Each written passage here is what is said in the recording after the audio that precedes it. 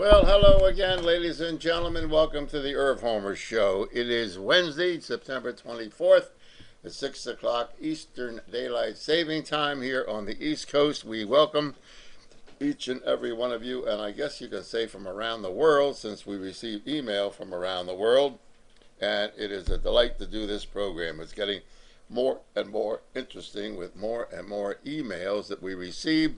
Some with critiques like, Irving, you should use makeup, you're too informal, you're not matching your competition. Well, guess what, ladies and gentlemen? I don't have any competition.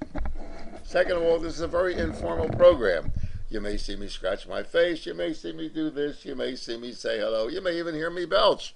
It's an informal program. I'm not worried about any competition because I have no competition. Does the sound level good enough? Am I speaking loud enough? No, I can't. I hurt my throat. Anyway, we'll be here for 1 hour, and from the conclusion of this program, you can run to the archive, and if you want to check up on it, you can go to the archive by hitting my website at www.irvhomer.com, and it's everything. All the programs are archived there. September the 8th program is most important because, once again, we will have an election. It's very possible, though, that with the conditions in the country as they are today, that the president may decide to cancel the upcoming election. So we don't know. These are trying times, as the Chinese say. We live in interesting times, and we certainly do. But on the website, on the archive, you'll see an article called The Electoral College, which will explain to you how our electoral system works. It may be under the illusion, you may be under the illusion that the popular vote is the vote that counts, but it is not. It is indeed the Electoral College. We have some announcements to make, and one is promoting the Feasterville Rotary Club. They're having a drive, an annual drive, winter coats for kids in the community here in Lower Southampton in the Feasterville area, and it's an all-you-can-eat spaghetti and meatball dinner. All the proceeds go to winter coats for kids in the community. That's Monday, October the 13th from 4 p.m. to 8 p.m. It's in the Twining Hall, which is the Trevose Fire Company on Street Road. It's $8 per person, $4 per child under 13, free for children under 3, and there are takeout meals available at the door. Donations are also being accepted at the Lower Southampton Library on Bridgetown Pike. And, of course, you can make your checks payable to Coats for Kids, the Rotary Club. That's some of the work that the Rotary Club does as a community spirit organization. That's the Feasterville Rotary Club, and it's winter coats for kids. And what they do is for the children that do not have winter coats, they buy them, supply them, and it is a public service that the Feasterville Rotary Club gets involved in. Rotarians are a group of folks that get together all over the country and do some tremendous volunteer work, and we'll have a representative of the Feasterville Rotary Club on the air in the near future and expand a little bit on your charity. So if you have a charitable event or something, please feel free to contact us at my email address, evilirv@irvhomer.com, and we'll be glad to give you some publicity on the Irv Homer Show. We have quite a few guests scheduled. Pearl Polto, speaking about credit, will be back on the program next week. Wednesday next week. And with the credit crunch that's going on now, the information that Pearl has put out and is knowledgeable with, including her book, we generated quite a few phone calls and emails as a result of her appearance. Molly Fantasia of the Cherry Hill Molecular Center for Health will be on the program speaking about chelation therapy and the advantages of it, and I am a user of it and a proponent of alternative medical therapy. She'll be on the air. Bill Kearney will be back talking about gambling updates. Valerie Morrison will be on this Friday. So get your emails in with your questions, either to Valerie or to me, at evilirv@irvhomer.com, and we'll answer as many questions as we can in the hour on Friday when Valerie will be here. So the program is growing by leaps and bounds thanks to you, and I figured it would take about a year to really kick this thing into behind, but we're getting a response much greater and growing more than I expected. I want to thank John DePremio today, head of Citizens for Common Sense, for having me as a guest on his well, actually on the Darryl Berger program at WNPV in Lansdale. Had a great time meeting the folks up there. I'd never met them before. Of course, they have heard of me, and it was a pleasure meeting those folks.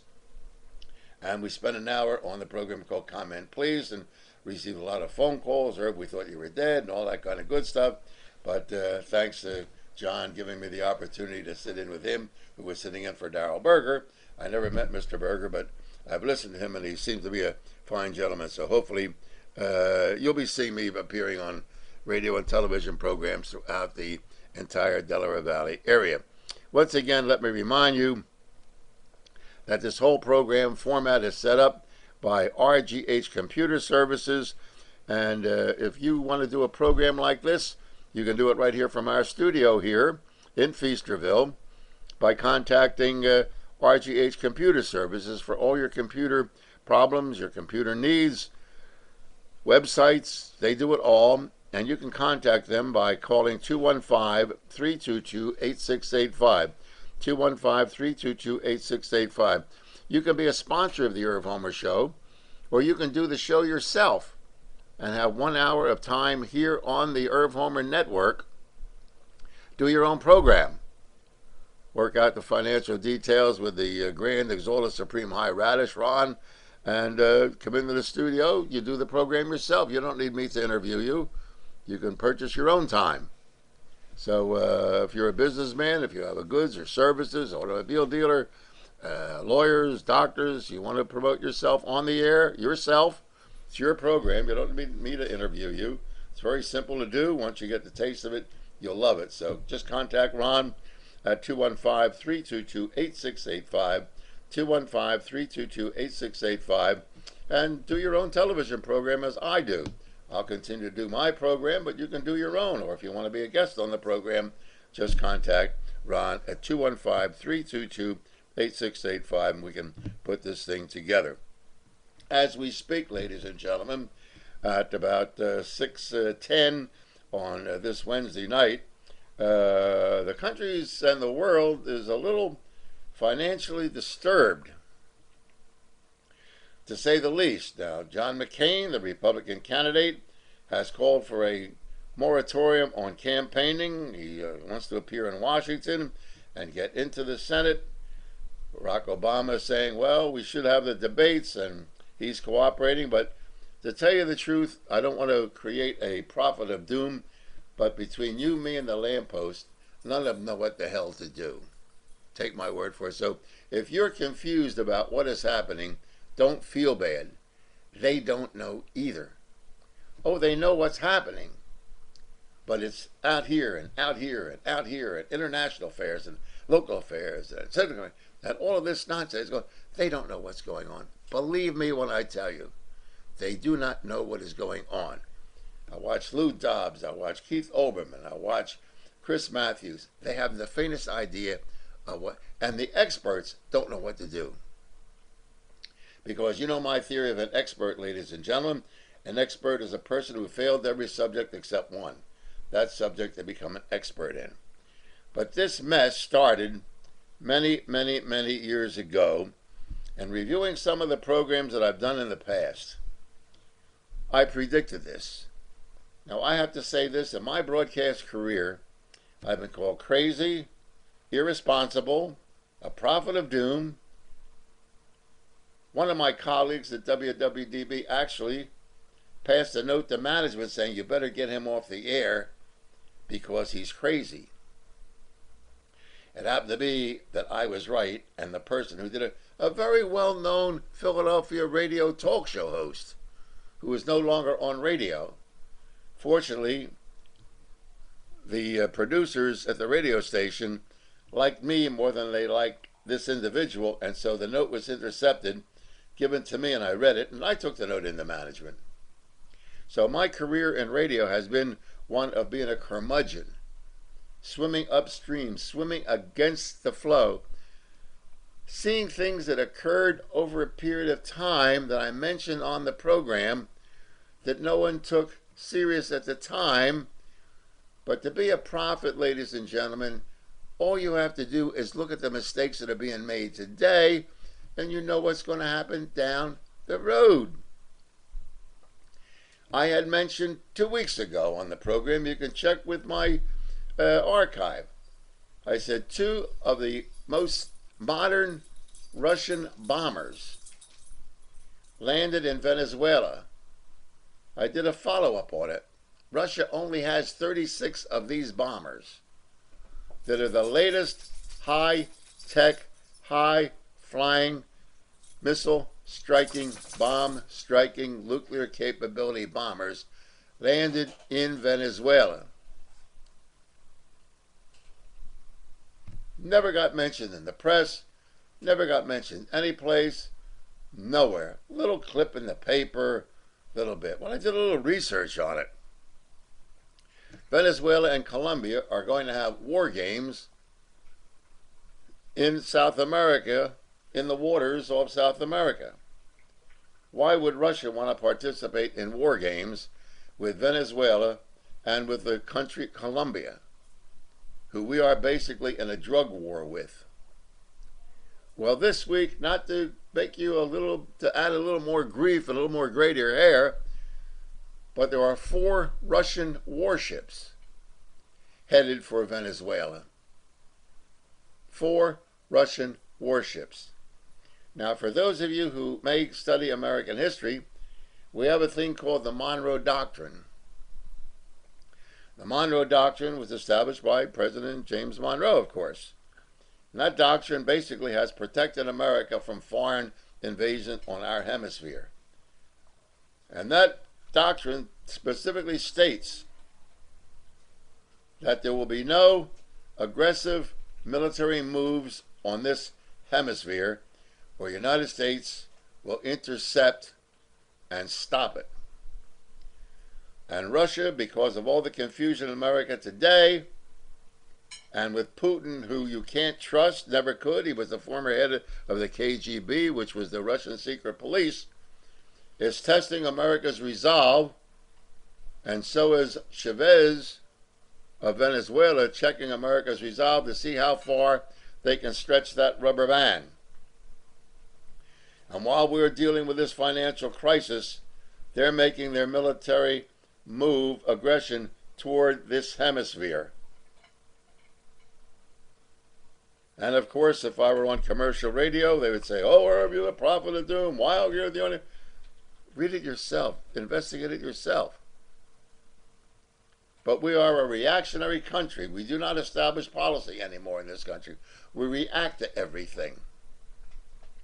I was asked on WNPV this afternoon why I'm not on commercial radio, and I said I don't want to be bothered with commercial radio or commercial television. I can't deal with program directors anymore. I can't deal with sales managers, and I can't deal with management. And that's why this program is information, the truth, no agenda, no Republican, no Democrat, no conservative, no liberal agenda. I tell you what's happening, and it's up to you to either research it yourself or make your own opinion and your decision. So I have no axe to grind. Who I'm going to vote for, it's none of your business. Who you vote for is none of my business. I merely tell you what I see as the truth and what I see, what is coming down the pike. And I've told you that for all my years in radio. And I thank you for all the email I receive. And it's unbelievable the response that I've received and the good wishes that I receive from you folks as you discover this particular format that I do 3 days a week. But we can go into some of those things in the future. We also have a chat room, and if you want to get on the chat room, you just hook over to my link. They'll link you over to the chat room. Ron will put your questions up on the computer. One of the things that disturbed me in the local news, and we'll get to the questions on the chat room, they're starting to fill up, so if you want to get in while the hour is still live. Another Philadelphia police officer has been shot and killed. It's the 3rd police officer in a short period of time that has been killed by gunfire. The 4th one killed by an automobile accident. And if you folks know my career, I was the first radio talk show host that provided the first 10 bulletproof vests for the Philadelphia Police Department, along with John Rollins, who, as a reporter for Channel 6, he's still on Channel 6, covered the story. And at one time, the Philadelphia Police Department had a $75 clothing allowance, and from that clothing allowance, they were supposed to buy their own bulletproof vests. Well, if they had children, they used that $75 clothing allowance for the kids' teeth or a pair of shoes or school books or something. And there was a program called Invest in a Cop. And that was to raise money from school kids with pennies in school and community service to provide bulletproof vests for the Philadelphia Police Department. And through two of my sponsors in the automobile business who are no longer in the automobile business, we provided 10 bulletproof vests in the studio to then Police Commissioner Solomon, so that every police officer would have a bulletproof vest. Now, bulletproof vests are cumbersome. They weigh between 6 and 12 pounds. They also have a problem in the summertime. They get sweaty and you can't dry clean them, so they develop an odor, of course. And then, can you wear a bulletproof vest all the time with your neck being covered and your groin being covered and your spine being covered? So they have these Kevlar, or rather the Velcro inserts that when they go into a dangerous area, they slap it on, protect their chest, protect their groin area, protect their back. So they're cumbersome, but they do save lives. And then they finally developed a bulletproof vest that is light in weight, that will take a gunshot. It may not stop an ice pick. So we provided, the Irv Homer Show provided the first 10 bulletproof vests for the Philadelphia Police Department. Now, all during this story yesterday about this unfortunate police officer that got shot, I'm screaming at Jim Gardner, I'm screaming at Channel 3, and was this officer wearing a bulletproof vest? As of, what time is it? 6:20 today, on Wednesday, I still don't know whether that police officer was wearing a vest. And if he wasn't, why not? The officer that was killed, according to the reports that I watched on television, heard on radio, he got shot in the chest. Had he been wearing a bulletproof vest, 9 times out of 10, the officer would be alive today. What the heck is wrong with these reporters that they don't know what questions to ask? So maybe one of you know whether or not this police officer was wearing a vest or not. I don't know. But in my career, I went out of my way to provide bulletproof vests for the Philadelphia Police Department. And so we have a dead officer, and nobody to this date yet knows whether yesterday he was shot while wearing a vest or not. This is the sloppy reporting of Channel 6, Channel 3, Channel 10, Fox News, Channel 29. Guys, was he wearing a vest? If he was, what kind of vest? What kind of bullet killed this officer if it was a chest shot? When you watch the news, ladies and gentlemen, be more critical of what you're watching. Ask questions. Call these radio stations and television stations. Never mind the hosts. Hosts are windbags. They know nothing today. Take my word for it. They're entertainers. They're thrill seekers. They're ratings grabbers. Got nothing to do with information. Got nothing to do with solving a problem. Call management and say, why can't you tell us whether or not that police officer that was shot was wearing a bulletproof vest? These are the things that disturb me as a professional broadcaster over 40 years. Many areas to get into, but let me go to Mike from Pennsville on our chat room. Mike says that I was listening to McCain's speech today, and he stressed that the financial problem in America will be corrected by the end of this week or the start of next week. Is this even possible? I would rather have the government get this right than do the job fast. Mike, you're absolutely right. I would rather have the government get this right the first time rather than doing the job fast. The problem is the government caused this problem in the first place. So the guy that created the problem is not going to be smart enough to know how to solve it. It's not possible to straighten this mess out in a week or the start of next week. This is a Band-Aid on a cancer that started in 1933, exaggerated in 1963, kept going till 1969. There's been a whole series of events that have occurred that I, Ralph Nader, other people in the Harry Brown of the Libertarian Party, that we've screamed about and shouted about, we're disturbed about, from the time the United States government changed currency, changed the credit laws, changed the bankruptcy laws. The handwriting was on the wall. And so you're not going to resolve this problem. This problem is going to lead, whether or not this $700 billion plus the $200 billion, which is $900 billion, plus the $1 billion a week that we spend in Afghanistan and Iraq, this problem is not going to be solved, period.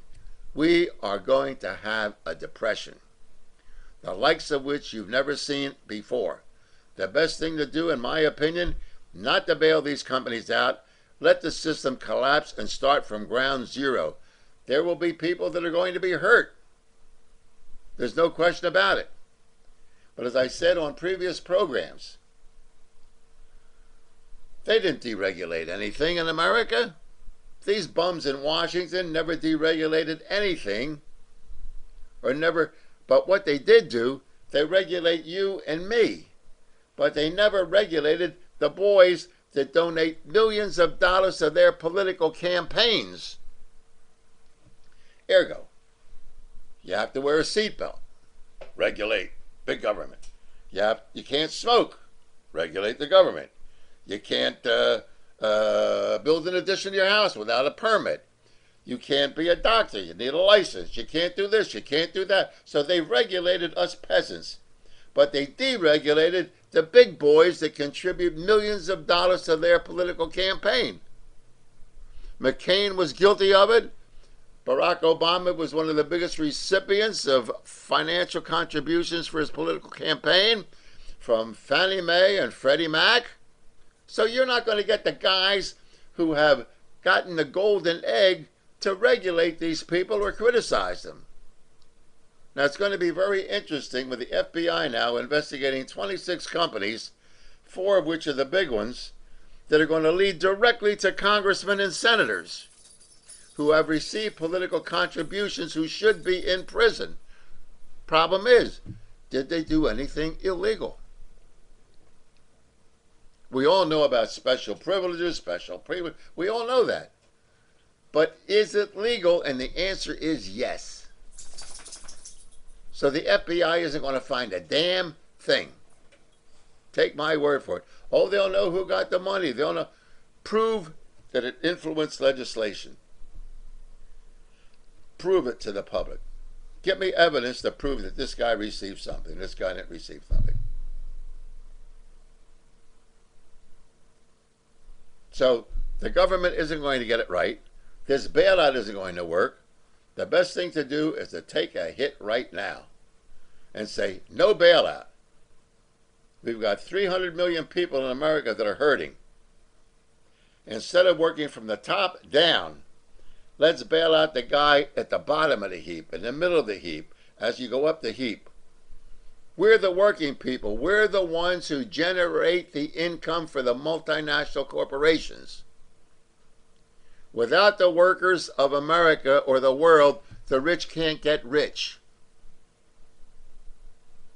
Remember that. That's being a lefty. And leftists get criticized. Big corporations provide jobs. Really? Well, who does the jobs? If you work for $50,000 a year and a company pays you $50,000 a year, the CEO makes $2-3 million a year. The stockholders make a reasonable return on their investment. The government makes return on taxes that the corporation pays. Yet you, the workers, receiving $50,000 from your labor for $50,000 a year. All these other people make a profit and a living. Profit is wages that are not paid to the people who do the work. Think about it.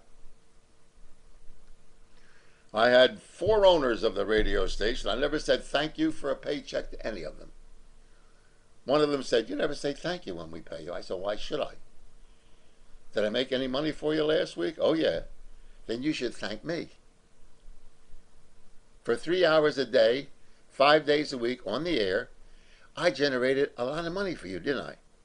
"Well, yes." "Well, why should I thank you for getting paid for it? You live in Villanova. I don't. You drive a Mercedes. I don't. And I should thank you for the privilege of making you a wealthy man? Are you crazy?" But our convoluted thinking, ladies and gentlemen, twisted around. And government is in bed with big business, with big money. You're expendable. The poor people fight the wars. The poor people suffer the indignities and disgrace of discrimination. The poor people are the benefactors of what dribbles down from the top. And yet we turn to government, who created this mess by deregulation, to solve this problem. This problem is not going to be resolved the way they're doing it. And on this program, and maybe future programs, I'll explain to you why. There is an answer, but none of them are using it. They're not asking the right questions of the 2 candidates or of the Congress or Senate. And what aggravates me is Chris Dodd and Jim Bunning, guys who are the benefactors of this horrible financial mess, questioning Bernanke and the head of the Fed and the head of the Treasury Department. These are the guys that caused the problem. What are you questioning them for? It boggles the mind. So to answer your question in brief, Mike, no, this problem's not going to be solved. It's a Band-Aid. It may stop the bleeding, but it's not curing the cancer. And the government is the wrong ones to do it. It takes private people to solve the problem that the government created. There should be organizations now on the state level. Every governor should have a conference right now and say, how can I protect Rendell, Corzine of Delaware, of New Jersey, should have a state meeting, an emergency meeting of the state legislatures. What can we do to protect the people of Pennsylvania, New Jersey, and Delaware? What can the governor of Delaware? What can we do to protect every little township, my township, your township, city of Philadelphia, should have emergency meetings going on right now. How can we protect our constituents? Mayor Nutter, how can you protect the constituents of Philadelphia? City Council, how can you do it? They're sitting back, postulating, waiting for the federal government to solve their problem. I want some reassurance on the ground level. There should be block captains of every block in the community. Little town meetings. No, you're more worried about the damn football game or some stupid Dancing with the Stars than worry about your neighbor who may lose their home or credit card debt. So there's enough blame to go around, Mike. Bob from Memphis. This is Tennessee. Or Tennessee, rather. No, that is Memphis, Tennessee. Memphis, Bob from Memphis, Tennessee. This is the New World Order that Bush Sr. talked about. Also, why not add a trading tax devoted to mortgage bailout and no bundling bad mortgages with good to inflate reselling? Well, if you remember, Bush said, what is it, the point of 1,000 lights? There is the world order, but the world order, Bob from Memphis, Tennessee, is called globalization. All the major money boys from around the world, of which there are only about 6,000 who control all the riches of the world, got together and they commingled their loss ratio. Not their gain ratio, but their loss ratio. See, they know how to make it, but what they had to do is protect themselves on how to prevent any of this finance from hurting them. So they've accumulated wealth, not riches, not money. And so placing any tax to anything doesn't work. As far as bundling bad mortgages, Europe, Asia, whoever issues the mortgage is not permitted to sell that mortgage. I repeat, Let's say you get a mortgage from ABC Mortgage Company. You take it for 15 years. Then you get a notice, well, don't make your payment to ABC Mortgage Company because they sold the mortgage to CFD Mortgage Company. Well, CFD Mortgage Company then sold it. So the original mortgage provider to your home is no longer the mortgage company that you signed the agreement with. And you don't know what agreement they made when they sold your mortgage. Now, Europe and Asia, the EU, the European Union and Asia, the person who issues the mortgage cannot transfer that mortgage or sell it without the approval of the mortgagee. And this was discussed at the time of the Fair Credit Reporting Act, that you must inform the person who took the mortgage from you that they're going to sell your mortgage. That was struck down by McCain, by Reagan, by all the deregulators, so that the big money boys could pull exactly what they pulled today. The bundling of mortgages, to take the bad mortgages and bundle them with the good mortgages and make an overall average, is the cause of this problem today. That was on the books.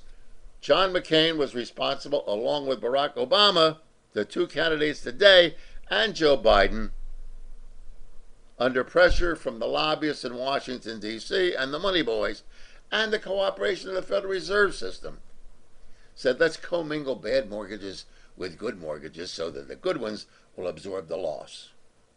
So there's nothing that the government can do, in my opinion, right now, that's going to stop this hemorrhaging or bleeding.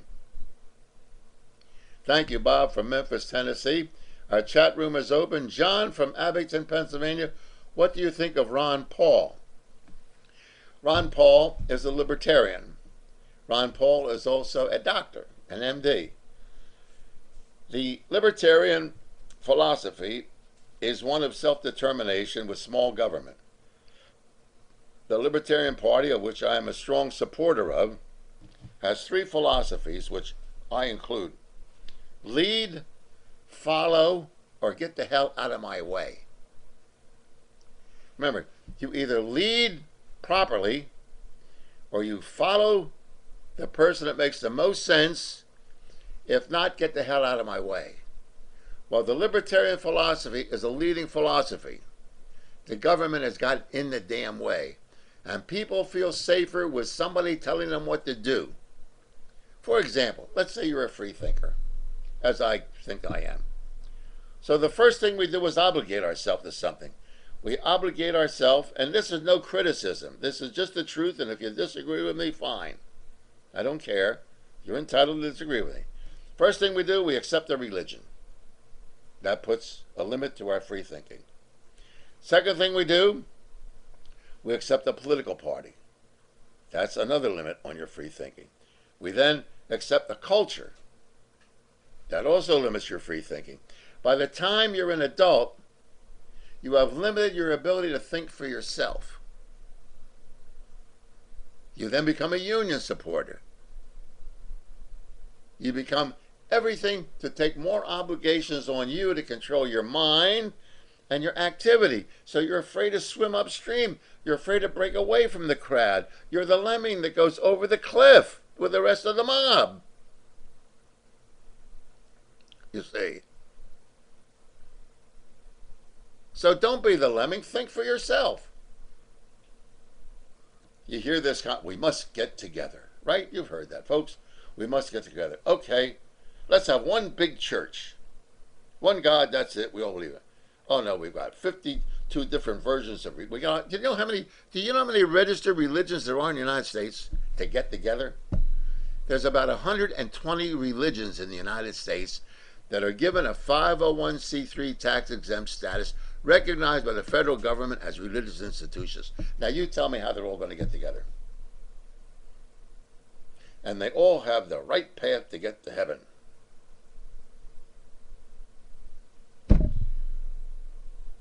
So being a libertarian, thinking for yourself is very difficult. Do you know how many people that have come to this country from the Soviet Union, from Cuba, and other communist countries have gone back?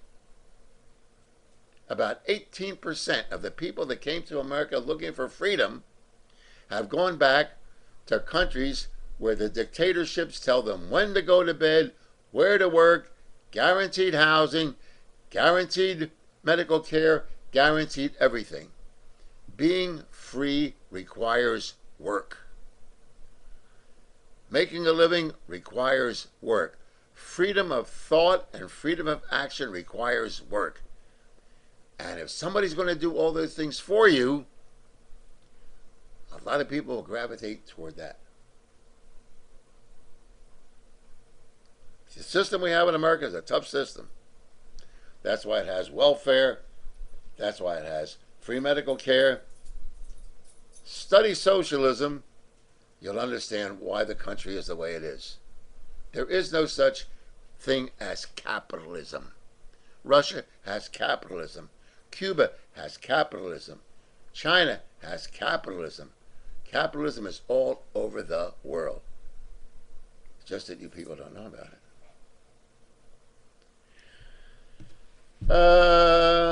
Mike from Pennsville. Didn't Ron Paul come out today in support of the Constitution Party's candidate? Yes, he did, and I'll tell you why, Mike from Pennsville. Number one, it's ballot access. The Republicrats and the Demopubs have made it so difficult for a political party to get on ballot access that sometimes the smaller minority parties must coalesce to get on the ballot. The individual or the party name doesn't mean as much as the party platform or the ideology. Now, nobody knows what the Republican Party platform is. They will have a platform committee formed after the election. If the Republicans get in, they will develop their platform after McCain and Powell are elected. The Democrats will then come up with a Democrat platform after Obama and Biden got elected. Why don't they have a platform now so you know what the Democrat platform is and you know what the Republican platform is? Because they don't know themselves. They used to have a platform. You knew what the platform was. And you know why Contract with America and the Republican Party won? Because the people, whether they agreed with the Republican Party or disagreed, they knew what the platform was. Nobody knows what McCain's platform and Powell's platform is, and nobody knows what Obama's platform and what Biden's platform is. You do know what the party, the Libertarian Party, the Constitution Party, you know what their platform is. And that's why he merged with the Constitution Party. Let's go to Laraine from Milton, Delaware. I recall you predicting this would happen years ago. You are so right on. What do you think of the feds, including student loan and credit card debt? This is outrageous. Well, it's not outrageous, Laraine, because what you have in America is a private bank, the Federal Reserve System, which prints money out of thin air and then sells it to the United States government as debt.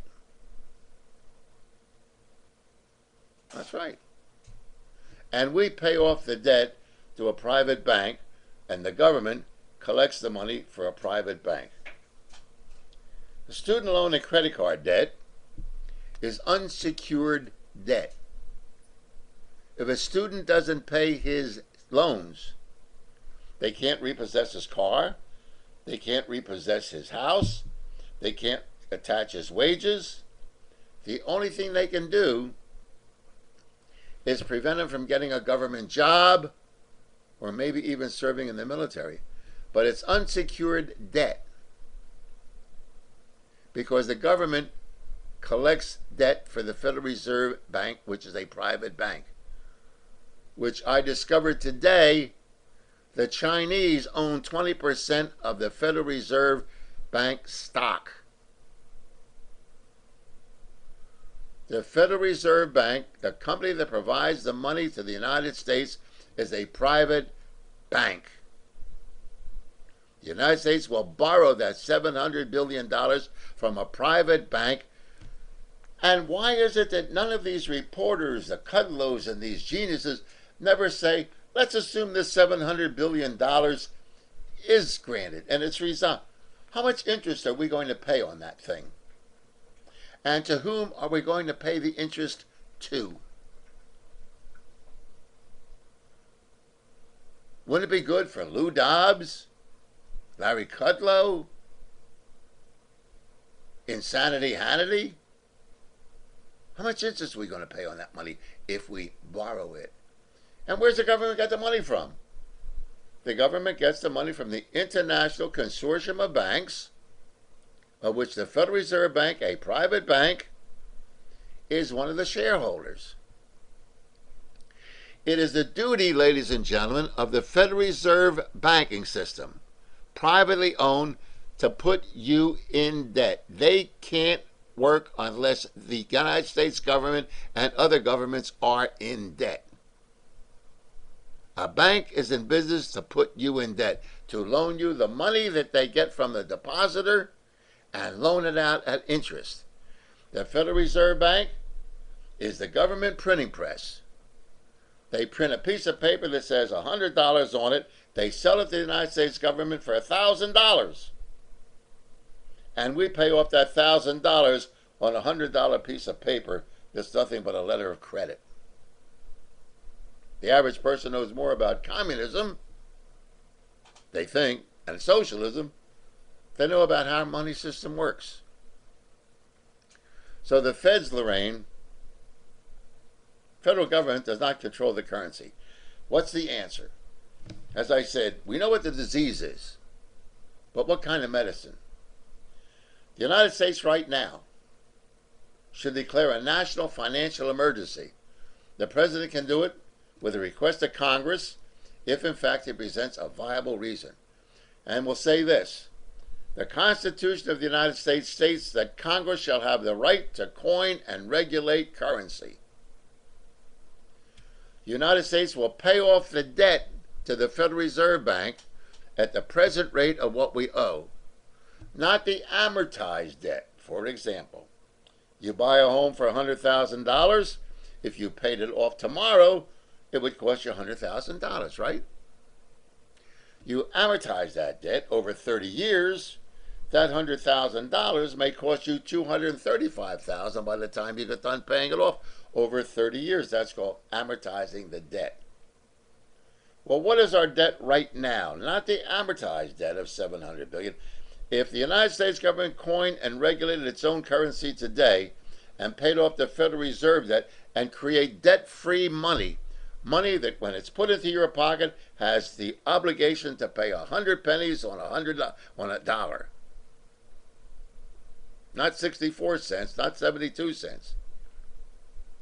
Then we could get rid of the debt money and get rid of the national debt to the private bank and coin and regulate our own money.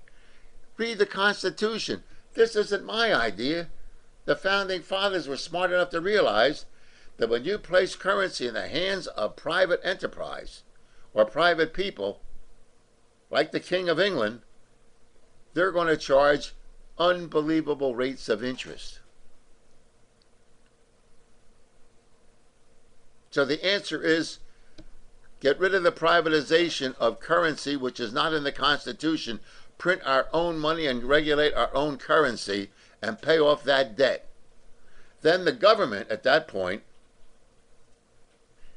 can amortize the debt of these mortgages in which people will not lose their homes, and the government will get back about 75 cents on every dollar that they secure on the mortgages that are out there. The prime rate mortgages, the obscene mortgages, the things that were deregulated thanks to John McCain and Barack Obama. But as long as you have a private banking system that dictates the financial policy of this country, nothing that they're doing is going to stop the bleeding. And yes, Laraine, it is outrageous. And what's more outrageous is the fact for years on radio, I was shouting about it. I argued with the people who did finances on the radio. I screamed at them. They thought I was crazy, but I ended up being right. All the financial geniuses now, the so-called financial advisors, have been caught with their pants down. And if I were a financial advisor, I wouldn't want to answer my phone because they're going to have to answer to their clients. But until the whole situation of money is corrected in this country, where money has an intrinsic value backed by the United States government, not by a private bank, nothing they do is going to correct this situation. I'm Irv Homer. We're broadcasting from irvhomer.com. My website is www.irvhomer.com. My email address is evilirv@irvhomer.com. You can email me your comments and questions. Don't forget, Valerie Morrison will be with me on Friday. You can email your questions for Valerie or email them to her website, Valerie Morrison, and we'll take your questions and your comments then. This technical miracle here from the Irv Homer studio is brought to you by RGH Computer Services for all your computer needs or problems. And if you have any questions that you want answered about your computer, if you need service, you need a website, check my website, created by RGH Computer Services. Their telephone number is 215-322-8685. 215-322-8685. And I must say their rates are very competitive to what you're going to find around. And with my support, you know that your dollars are going to be well spent. I'm Irv Homer. We do have a chat room. Once again, Philadelphia police officer shot. Nobody knows yet whether he was wearing a vest or not. Why not if he wasn't? Let's go to Frank from Warminster. Irv, given your age, respectfully, can you give some insight into how a depression event played out in 1929 amongst the people in the first hours and months? Do you think society today will respond similarly? Well, the depression became obvious because what had happened was there was a lot of margin buying on the stock market. And what happened was when those margin calls came in, there was no money to back it up. And so people were committing suicide. They lost everything. There was no wiggle room whatsoever. The banks were extended out as far as they could possibly get. And yet during the Depression, only 25% of the people lost their jobs. So what's happening today is a gradual bleeding. It's not, they didn't cut the throat yet of the finances in this country, but the arteries are bleeding. It's going to be a slower death with more wiggle room to correct, if it's corrected properly, than the Depression. I don't remember the Depression. I was still young, but I was young enough to realize what my parents went through. And for years I've been advocating cash is king. Cash is king. You can talk about gold, you can talk about everything. Cash is king. Today's paper, on the money page, finally admitted that you better have cash on hand. And mom and pop and grandmom and grandpop that used to take that cash and put it under the pillow, they can buy stuff. If you don't have it, you can't. You got a credit card. But where the danger comes in today versus the days of the Depression, you have no cash assets whatsoever. Your home is financed, your car is financed, your car is leased. You have no cash. And if the credit crunch stops, you won't be able to go to the store and buy anything. But the guy who has managed to stash away maybe $10,000, $15,000 in cash under the pillow, wherever the hell he's got it, he's going to be able to buy his food.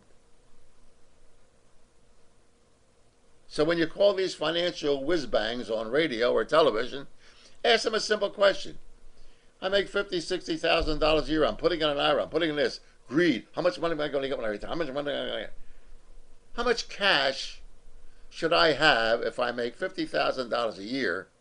How much cash should I keep on hand in a safe? You can buy a safe for $1,000. Fireproof, rainproof. You can't bust in it. If you don't have any cash on hand, folks, you're up the creek without a paddle. Because if that bank closes, you ain't got nothing. That credit card, that piece of plastic you got, ain't going to get you nothing. Pardon my language. Ain't going to get you nothing. I advocate right now getting rid of your gold, getting rid of all this crap you don't need around the house, and accumulate cash. I know you're not going to make any money on it, but guess what? You ain't going to lose any either.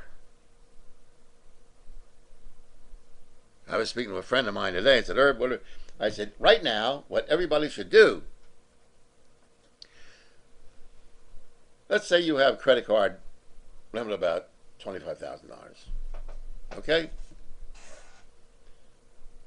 And let's say that, you pay off your credit card at the end of each month. Well, let's say you're going to pay, you accumulate $2,000 worth of debt over the month. You got the $2,000 to write them a check. Don't do it. I'm not a financial advisor, so I'm telling you what I do. Okay? All my credit cards are maxed out to the hilt. I pay the minimum amount. I couldn't care less. Oh, the interest is, what the hell do I care what the interest is? I'm not paying it anyway. But I do have the cash stashed away someplace in the mountains of Tennessee. You can pay that debt off anytime I want to. But cash is king. The hell with the credit card. Let Bank of America eat the debt. I'll pay them the interest on the damn thing every month. I got the cash to pay that damn thing off anytime I want to. And all I have to do is threaten Bank of America that if they don't reduce my interest rate, I'm going to transfer it over to Visa. I'm going to transfer it over to Capital One. Play games with that damn debt. If the government can go into debt, why not you? As long as you have the cash to back it up. Put the cash away. I run the cards up to the max. If the thing collapses, what the hell do I care if Cap One goes down or a Bank of America card's down? The cash is stashed away. I got the money. What the hell do I care if I owe them $25,000, $30,000, $50,000? But what happens is you not only don't pay the credit card, but you spend the cash and you got nothing. I'm not advocating it. Once again, I'm not an investment advisor, and I'm not telling you what to do. I'm merely pointing out that under the system as it works today, play the system, learn how money works, and screw them. What good's your credit if there's no credit available? Our next question from John in Pemberton. John says, Irv, I tuned in late. If you haven't already, could you explain state capitalism? Yes, state capitalism is the United States government bailing out a $700 billion debt for bad loans, where the state controls the capital through a private banking system. It's not socialism. Socialism is that you would not be in debt with a mortgage. Socialism is that you, the people who work for a company, would own the company. State capitalism, where the state takes over from the private entrepreneur because the private entrepreneur has lost the ability of credit, has borrowed up to the hilt, the same as the average person holding a credit card. When the state controls the capital, as it does in America, as it did in Russia, as it does in communist countries, as all over, where the state regulates the Federal Reserve Bank. This is in reverse, where the Fed now controls the government, which is the same thing, because the Federal Reserve Bank is nothing but a benevolent dictator that gives you the opportunity to go in debt. A state capitalism is where the state controls you up one side. They tax you for your car. They tax you on sales tax. They tax you on credit card. They tax you for driving your car. They tax the highways. They tax the roads. They tax everything. So state capitalism is where the state controls the capital and your income and has the ability to go into your pocket and take out whatever money they need under the guise that we're here to help you. Private capitalism is not what we have. You don't own and control anything.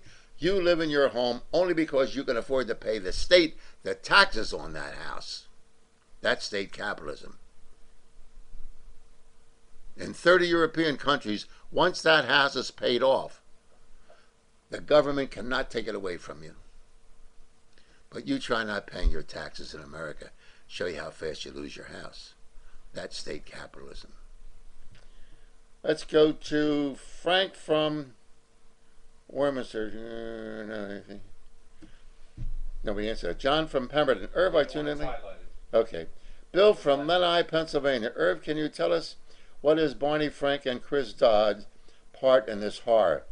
The part in their horror is that they were recipients of Fannie Mae and Freddie Mac political contributions. They were on the finance committee. These are the guys that saw the deregulation go down. These were the guys that are part and parcel of those that should be indicted for fraud. And now they're speaking what should be done. No, not what should be done. Why did you let it happen, Dodd? And why did Barney Frank allow it to happen? Because they were told to let it happen. You see, one of the dangers of being a politician today, if you don't play along with the big boys, this organization that General Eisenhower warned about, this industrial complex, the corporate complex that exists today, you can't get any federal money from the federal government.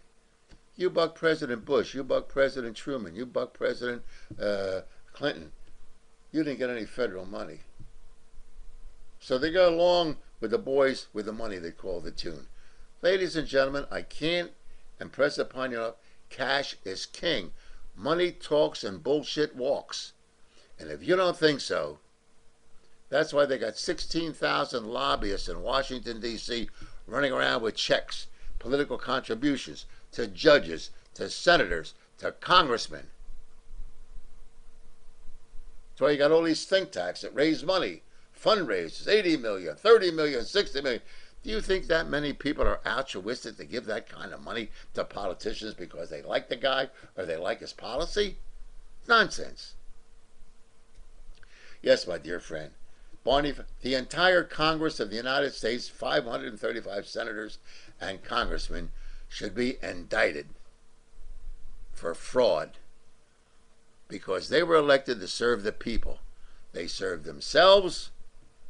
Very few of them ever go in poor and come out poor. They go in poor and they come out rich. Politics in America is a career. Biden, 26 years. Ron Inspector, 32 years. Presidents to these people are transits. Presidents get 8 years at the most. They're gone.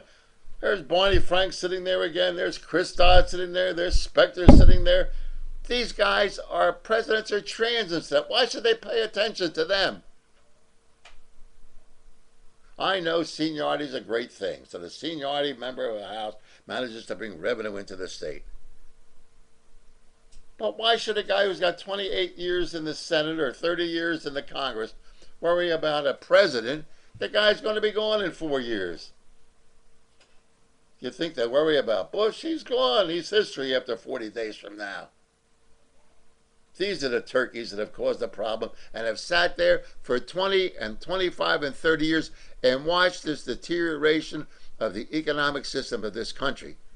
Selling out government bank to the private banking system. Giving away things that they shouldn't given away with. I'm going to talk about on next Monday, I think. I'm going to talk about how much do you want for nothing? The lottery, gambling casino. As long as you want something for nothing, instead of working from the government is going to give you everything you want. But just remember, the guy that gives it to you is the guy that can take it away. You wanted easy credit? Government gave it to you. You wanted free medical care? Government gave it to you. Whatever you want, they gave you. Unemployment compensation, Social Security, they gave it to you. But they're the boys. They can take it away from you. I'm Irv Homer. Thanks for listening. Thanks for watching. Once again, my email address, evilirv@irvhomer.com. Website is www.irvhomer.com. Broadcasting from irvhomer.com. RGH Computer Services put this all together. They can do it for you, and you can have your own television program. All you got to do is call them at 215-322-8685. 215-322-8685. Didn't get into half of the stuff that we had written down here, but we'll get into it and cover all the bases. In the meantime, just don't panic. Use your head. Accumulate as much cash as you can, ladies and gentlemen, because cash is king. I'm Irv Homer. See you Friday.